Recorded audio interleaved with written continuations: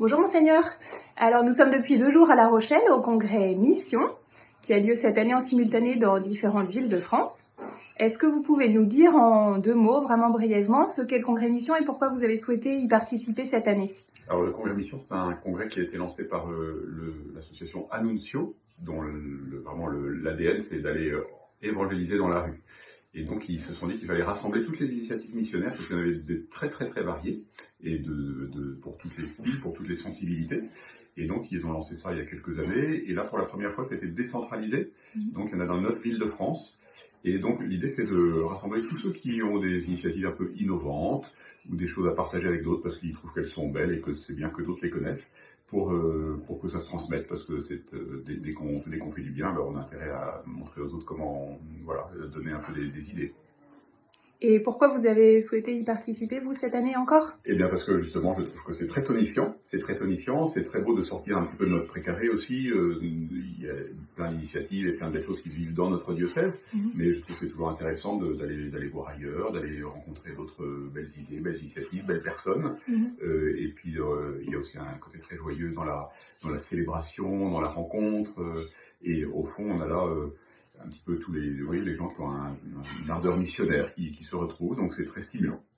Alors cet élan missionnaire, justement, ce dynamisme-là dans lequel on a, c'est vrai, été plongé pendant ces 2 jours, comment les faire partager aux chrétiens du diocèse de Limoges? Alors ça c'est le défi, il faut pas que ce soit un soufflet qui retombe, il faut pas que ça nous fasse juste un peu du bien à nous et que ça nous relance, il faut qu'on soit capable de le transmettre. Alors moi je pense que d'abord de manière très concrète, moi j'ai pris des idées, telles ou telles que je partagerai avec pour l'enseignement catholique, la pastorale des jeunes, l'animation en paroisse. Donc c'est des idées simplement qu'on peut transmettre, où on peut indiquer les adresses, aller voir dans tel lieu ce qu'ils ont fait, qui est des idées à reprendre, quoi.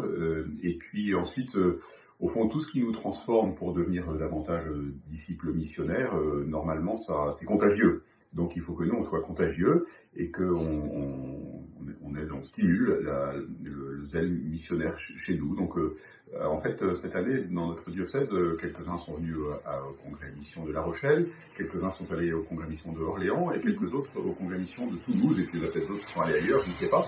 Mais ce sera intéressant de mettre ça en commun et de voir comment on peut le faire partager au plus grand nombre, y compris, pourquoi pas, à travers les réseaux sociaux, les moyens médiatiques de notre diocèse.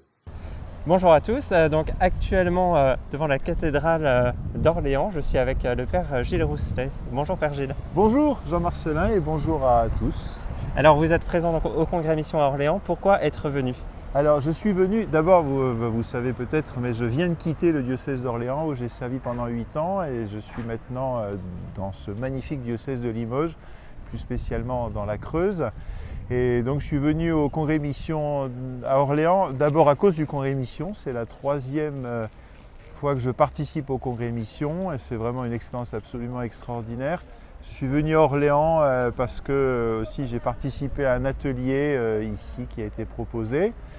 Et voilà, et puis je suis très heureux qu'il y ait des Limogeois présents avec nous. Et je sais aussi qu'il y en a qui sont au congrès Mission à La Rochelle.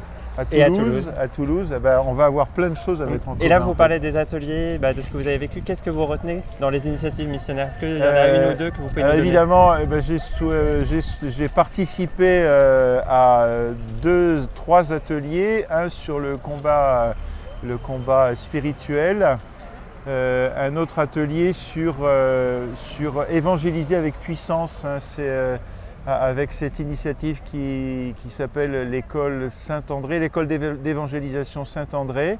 Et puis ce matin en particulier à cette conférence avec Monseigneur Blacard, donc l'évêque d'Orléans, et Véronique Garnier sur la réception, la dimension missionnaire aussi du rapport de la CIAZ.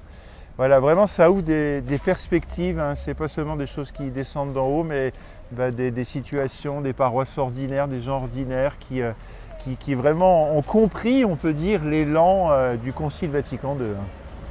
Et si on revient au diocèse de Limoges, ouais.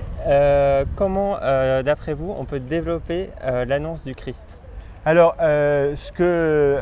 ayant connu et ayant servi dans plusieurs diocèses différents, il y a quand même un trésor dans ce diocèse de Limoges. J'espère que je vais blesser personne en disant ça, mais c'est sa pauvreté. Depuis, ça fait un mois que je suis arrivé dans ce diocèse et tous les jours, il y a des perles en fait. Il y a une espèce d'élan missionnaire qui est comme une réponse à la pauvreté, une disponibilité des gens. On ne s'appuie pas en fait sur des ressources matérielles ou humaines, mais on est obligé vraiment il y a une espèce d'ouverture de principe, ça doit être lié à la première des béatitudes, heureux les pauvres de cœur, le royaume de Dieu leur appartient.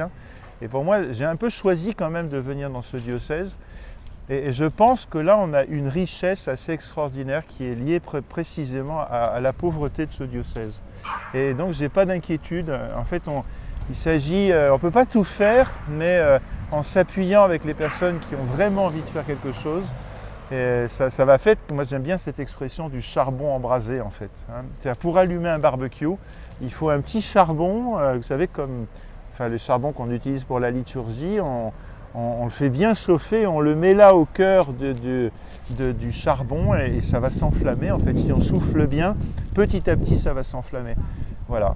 Et c'est vraiment ça ma joie et mon espérance dans ma mission maintenant et avec vous en particulier. Très bien. Pour terminer l'émission, quelle est votre conclusion? Là, je vous laisse carte blanche, il n'y a pas de questions. Ma conclusion, c'est l'enthousiasme en fait. Vous savez, l'enthousiasme, c'est cette attitude intérieure qui est liée à la conscience de la présence de Dieu.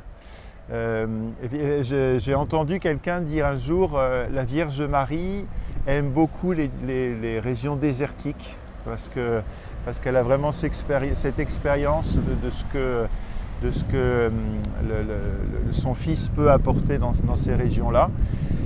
Et puis autre chose, c'est, vous savez, cette parole, je crois, de Sœur Emmanuel, Yalla, allons-y. Voilà, pour moi, c'est un peu un slogan, ça. Allons-y, ne regardons pas ce qui s'est jamais fait dans le passé, ne regardons pas seulement les moyens qu'on a ou qu'on n'a pas, mais allons-y. On est Jésus, il dit, quand vous êtes réunis à 2 ou 3 en mon nom, je suis au milieu de vous. Et bien, en fait, si on regarde tous les lieux où on est 2 ou 3, vous imaginez ce qu'on est capable de faire, en fait. Voilà. Merci Père Gilles, merci chers auditeurs de nous avoir écoutés. Là, on va partir à la messe donc, de clôture du Congrès Mission Orléans. On va bien prier pour vous et à très bientôt.